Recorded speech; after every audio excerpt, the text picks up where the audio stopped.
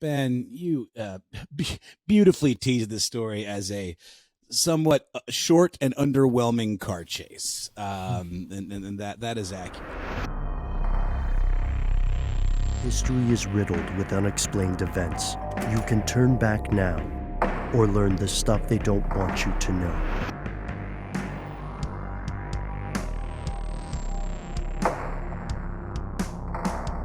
In San Francisco, SFPD pulled over a car for a routine traffic stop. It was nighttime.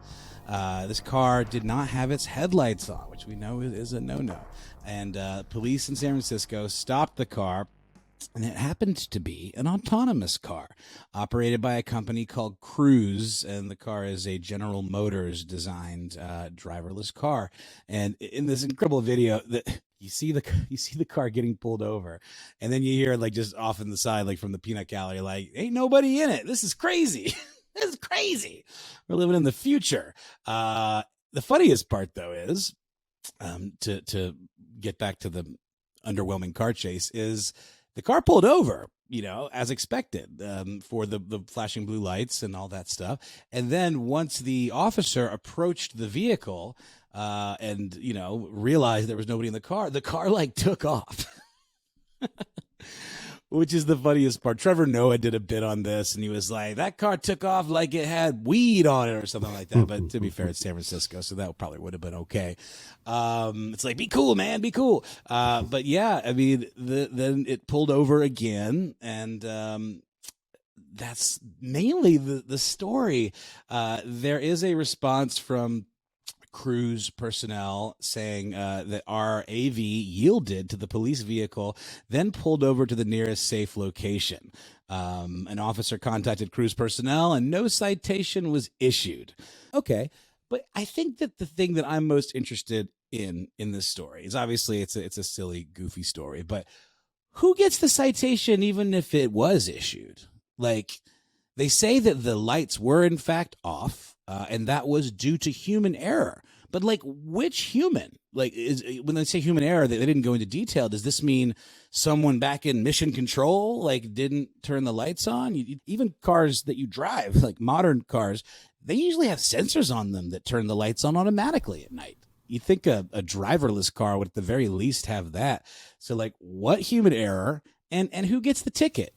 And I know we've talked about this before in terms of like, if a driverless car were to kill or injure somebody, that liability would be on the corporation, I guess, or would it? I don't quite even remember how far down that rabbit hole we went.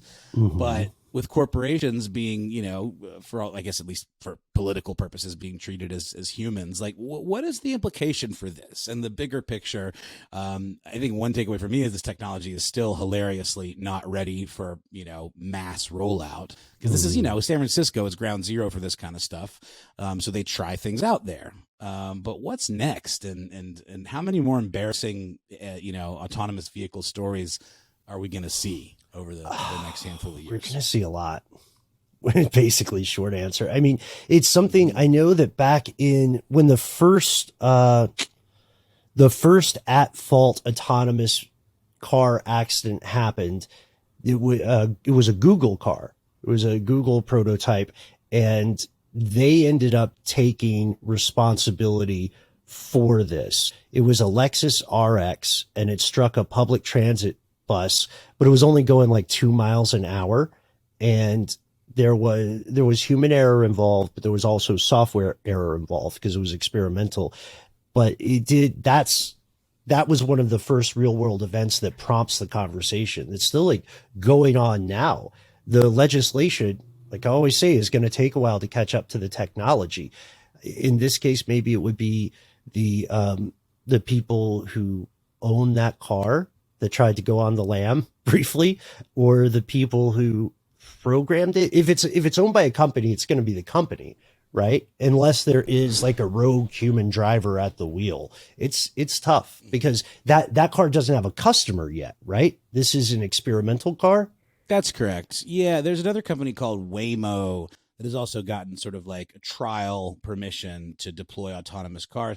But they have a thing where like it's basically like a novelty at this point, where it's like, ooh, I want to get a lift in a driverless car. And in order to participate, drivers have to apply in advance to be on a wait list and then also sign non-disclosure agreements in order to get early access. And you got to imagine, too, that if you're doing that through an app, I mean, I'm sure there's, what's the word I'm looking for? Waiver type situations, even when you're getting in Lyft, like you can't necessarily sue Lyft if you get into an accident. I don't know. I don't read the fine print on all that, but, guys, don't you think there's going to be at some point a terms of service agreement that you have to sign in order to get a driver's license as there's more and more automated vehicles on the road? Technology. Oh, yeah. Like, oh, good point. Like just by participating, just by driving around, you're like in the mix with By choosing to actively drive a vehicle, you are like removing certain rights to sue certain companies or whatever because their system is fine. You the human error. Driving's not a right; it's a privilege.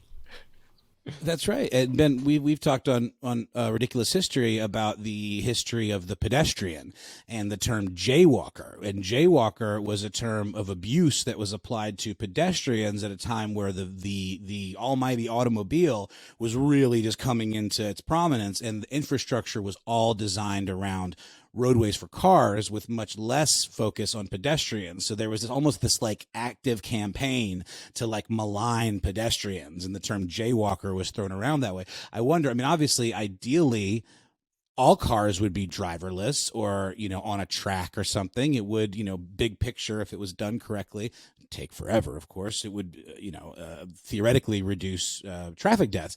But what about the last holdout? It's like, nah, man, I still want to drive my own car. Like, are human operated cars going to at some point become illegal or require some massive high level of insurance that'll price people out? Gattaca style. Yeah. I bring up the jaywalking thing. There's a great car stuff episode we did about it a few years back, but I bring it up because it's very effective propaganda. If you're a fan of this show, you'll be a fan of that story. Second, it is illustrative of how these nationwide conversations end up happening. Usually the consumer is vastly outmatched in this. For the easy answer about who gets the ticket, this is the very dumb answer, okay? In theory, because driverless cars are designed to, 1, never go over the speed limit, 2, only be where they're supposed to be, and 3, follow all traffic laws. Your easiest, dumbest first answer is that driverless cars will never get tickets while they're driving themselves. Obviously, that's not correct because they got a lot of bugs to work out. But I think right now the legal consensus is if the owner or the driver of the car is involved in some traffic incident that results in a ticket and it's due to the software, if you can prove it was due to the software, then the manufacturer is at fault, not the meat bag behind the wheel. What I was getting at earlier was the idea that this system would obviously function at the highest level and the most predictable level if it was like 100% automated cars. And the more variables that are introduced by, human driven cars are going to throw all those calculations and systems and sensors into a less ideal kind of scenario.